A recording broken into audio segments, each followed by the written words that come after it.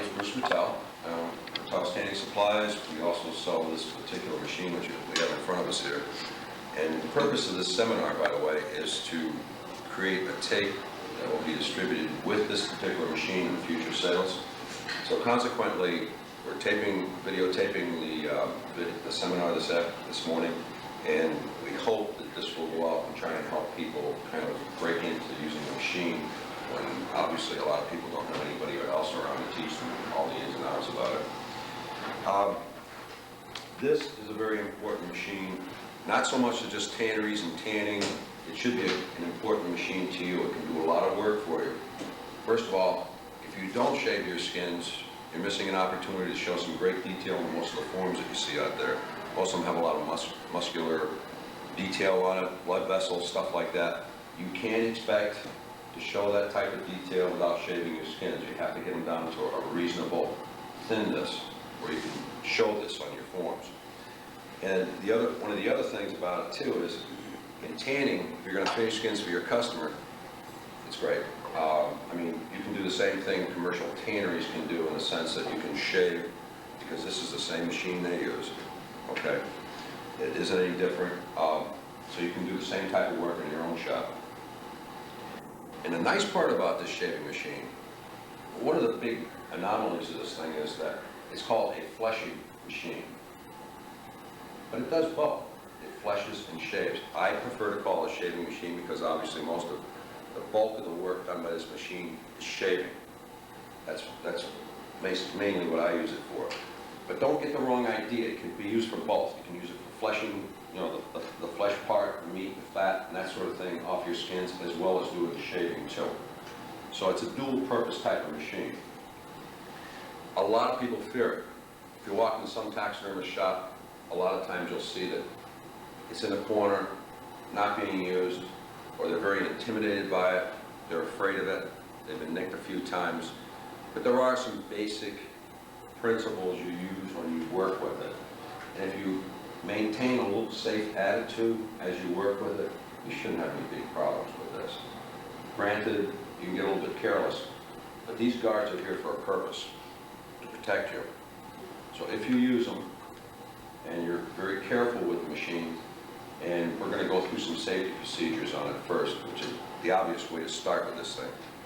If you're very careful with it that way, you shouldn't have any problems. The best way to learn this is to watch someone do it. So you people have a good opportunity today, which most people don't have. When they buy the machine as a rule, what happens is they fumble with it. You might have a buddy who may or may not know what he's doing with the machine. He'll show them how to do it. But most people basically experiment. There are a few videos out, fortunately, today that will help you, okay? But I'm not saying that the videos are the ultimate answer. It's just a better way to do it, okay?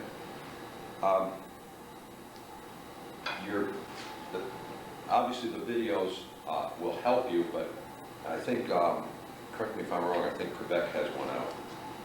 There might be a Quebec video that just came out by Jerry Tessier. But as far as teaching goes, try to work with someone who already knows what they're doing. It's the best way to learn it.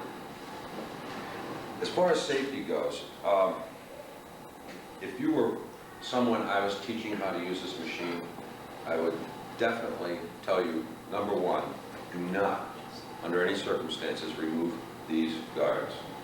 Like I said before, there's a purpose for them to protect you. The old timers will tell you, take them off. Okay? That was the way they used to do it years gone by. However, if OSHA walks in your shop and sees that, and believe me, they did it in New York, and they made almost all the tanners go to guards. And it's dangerous. Why would you want to take them off and work that way? I can work that way. Granted, some guy said it's the only way to work with it. It's very easy to work that way. But in truth, don't take any chances. Hands are very important to all of us, particularly taxidermy work. You need your hands. If you're depending on your business to pay your bills, feed your family, you don't want to have anything happen to these little digits, okay? So we got to take care of them. The first thing I tell people when they start working on the shaving machine is get rid of all your jewelry. And I'm talking about rings, if you have ID bracelets or even this watch, I like to get rid of it. Because obviously you're working with a skin that's a little bit wet, and what happens is it has a tendency to collect liquids underneath it. And this is an acidic skin, almost all pickled skins are. And being acidic, it'll work on your skin underneath something like this as well as a ring. Okay, so get rid of them. Put them on later if you like, after you've washed your hands, but for the time being, jewelry is not good around these machines. Try to avoid it. If you're working on this machine, and I said something to the effect, hey Bob, he's working on this.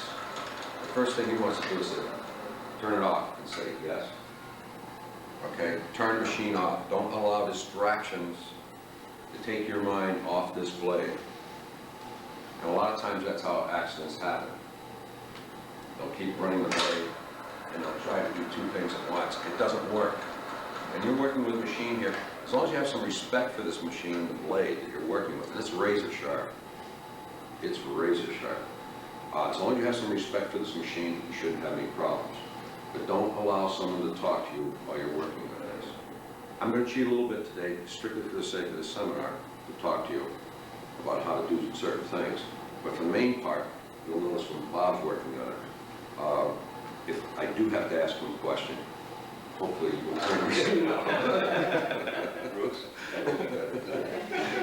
If you leave the machine, okay, if you get up, you have to go get something. Turn it off first. Okay, maybe other people in the room might be curious. Sure. Hopefully no children. If you, hopefully you're a good housekeeper.